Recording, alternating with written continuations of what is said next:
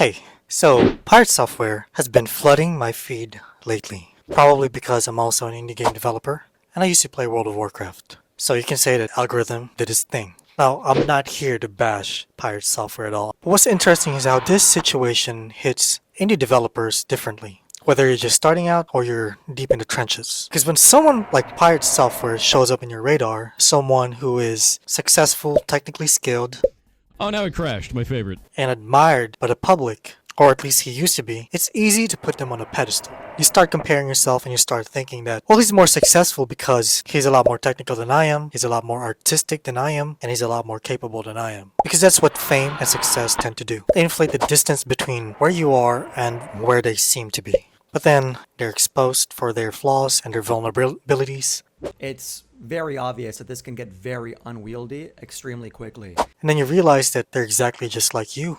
They're human. And in that realization opens a powerful question, especially for someone like me who hasn't found success within the 5 years I've been developing my own games. That maybe, just maybe, I don't have to be as technical, as artistic as I originally thought I should be to find success. That maybe I've been underestimating myself and I've been overestimating what it takes. So in today's video, I'm going to be comparing my game, yours truly, to Pirate Software's game, Heartbound, which is technically not possible because they're two different genres. And I'm going to be comparing it not in whose game is better, but in terms of how we approach design and vision, and who we are as developers behind our projects. What's up, what's good, what's happening? My name is Arn. I'm the solo developer behind yours truly, and it's available for wishlist on Steam. And the demo is going to be coming out for the overhauling of the whole system. You see, coincidentally, we're making a game about the same themes. It's about healing and self-actualization. But our approaches are very different. Heartbound is a 2D, Undertale-inspired, narrative-driven game. It follows a boy searching for his dog and gradually unfolds the story that draws you with empathy. And yours truly is, or was, a 3D platformer adventure inspired by Journey and Sable. But I've since rebuilt it into something more ambitious. A fusion of Elden Ring, Zelda,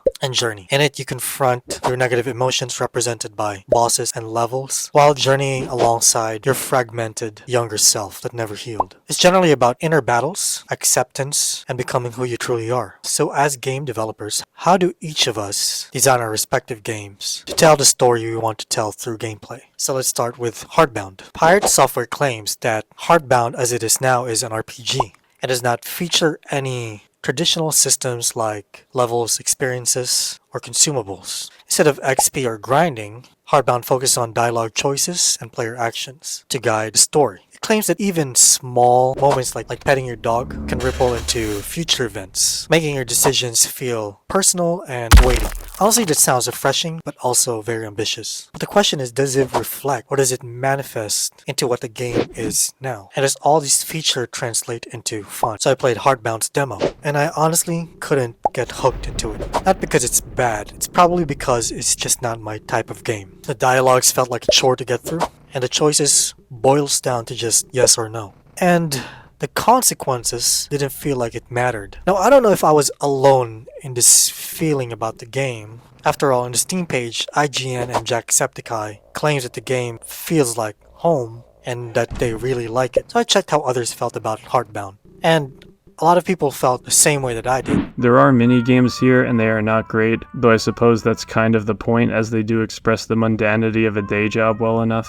Is his indie game any good? I mean, the answer is obviously no. But how bad really is it? It's worse than you could possibly imagine. Heartbound is a decent game trapped in development hell. It has a charm, good music, and beautiful art. The combat system shows promise, but everything else, the pacing, the writing, the level design, and endless walking drags it down. That's a lot easier to criticize someone. Honestly, I struggle with the same thing, hooking players into the narrative of the game or just the game itself. I mean, I don't have 3,000 plus reviews on any of my games that I've released to on Steam. But I do know that the hardest thing to test in video games, even harder than testing if the game actually works, is if the design is actually good, if it's actually fun. You see, as a solo developer, you spend a lot of your time testing if the game works, if there's a bug, more than you test if it's fun. That's the unique and the most difficult thing about video games, is that it's not just about technicality, but it's also about artistry. It's where science, math, like all kinds of art, visual art, music, whatever, combines into one single thing. And what I notice in my developer eyes, and to reference my own insecurities designing gameplay, is that Heartbound doesn't let you play the game. It constantly interrupts you with, ironically, the game's core design, which is dialogue. Heartbound takes inspiration from Undertale, which is also a dialogue-heavy game. But Undertale knows how to balance dialogue and gameplay. In the beginning of Undertale, it immediately introduces gameplay mechanics. Not just that, but it also introduces itself as fun and unique. Also, Undertale defines the game loop pretty early on. I also weirdly found Undertale's dialogue a lot more engaging. I don't know why, maybe it's because it's not forcing it. It took me about 10 minutes to actually encounter any type of gameplay in Heartbound, which is a log puzzle, which I actually thought was pretty cool, and one of the only 2 fights in the demo. Now, I'm not pointing this out to count how many combat or gameplay there is per minute, but I just want to point out pacing. You see, I don't think Heartbound is a bad game, nor do I think it's that good of a game. But the biggest dissonance that I find in Heartbound is that piratesoftware sells it maybe a little too well. So any of the frames, they're colorblind agnostic. There's no accessibility options. They're built into every environment. I drew that font. That is a monospace block style font so that people with dyslexia can read it. Works really, really well, actually. And to be honest, it's not his fault. You made something. You worked on it for years. It's blood and sweat, late nights, a lot of coffee, and you should be proud of it. In comparison to Undertale, you take Undertale for what it is. With Heartbound, you expect more, because it's hyped up by the creator and echoed by its fans to be something more. See, you can interact with almost anything in Heartbound, but this interaction only boils down to like a pop-up of like the dialogue box, describing what the item is or what the item is doing. And it feels like these... And it feels like these interactions are padding to the lack of the gameplay loop. Now again, I'm not saying Heartbound is a bad game, but it's also not as good as it's been made out to be. The marketing was just too good relative to the game's quality. But it's clearly praised by those who love it. And it's a good number of players, and there's merit to that. And honestly, the art is charming and the music is phenomenal. I really enjoy the music. Alright, so now it's my turn. God knows I suffer from my own insecurity about the quality of my game. So this is what I claim what Yours Truly is supposed to be on Steam. Yours Truly is a puzzle platforming adventure about escaping an unfulfilling life, discovering your true self, and confronting emotional challenges through exploration, puzzles, and bosses. So how do I tell the narrative through gameplay for my game? There's 2 ways. I designed the platforming and puzzles to mirror Liam's inner struggles. Each level reflects a piece of Liam's emotional state. For example, anger,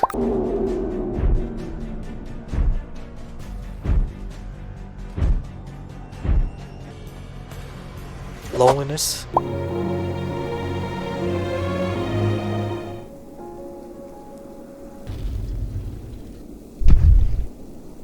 fear,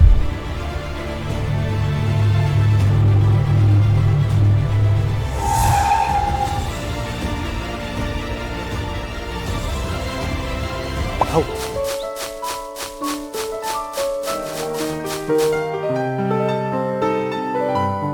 So when you're climbing, struggling, falling, it's not just level design. It's Liam's mentality trying to push through. Since the game occurs in a dreaming realm, a realm where the living dreams and the dead passes on, memory shards, a collectible, represents fragments of Liam's repressed memories due to trauma. But as you collect them, things change. Here's how I do it. For every 10 memory shards that you collect, you unlock a memory that is represented by cutscenes that reveals more of Liam's background, what happened to him. And then the amount of memory shards you collect also affects Liam's running speed and jump height, making it easier to traverse maps and complete platforming puzzles. The amount of memory shards you collect also unlocks a companion, which changes the story. Not too different from the original. And finally, the amount of memory shards the player collects also affects the ending. However, since I'm remaking the game from scratch and I've introduced a combat system, I'm also using memory shards as a form of currency so that Liam can purchase weapons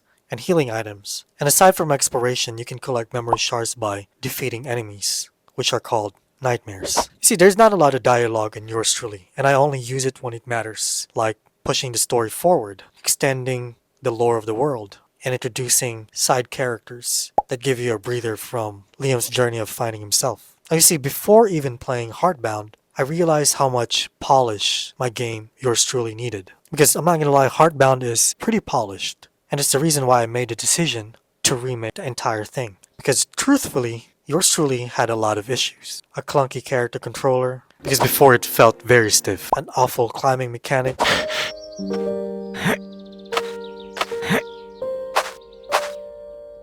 That is not precise, and you need that in platforming games. Levels that felt too big and too empty, and honestly directionless too. And art that looked like an asset flip because I have no budget.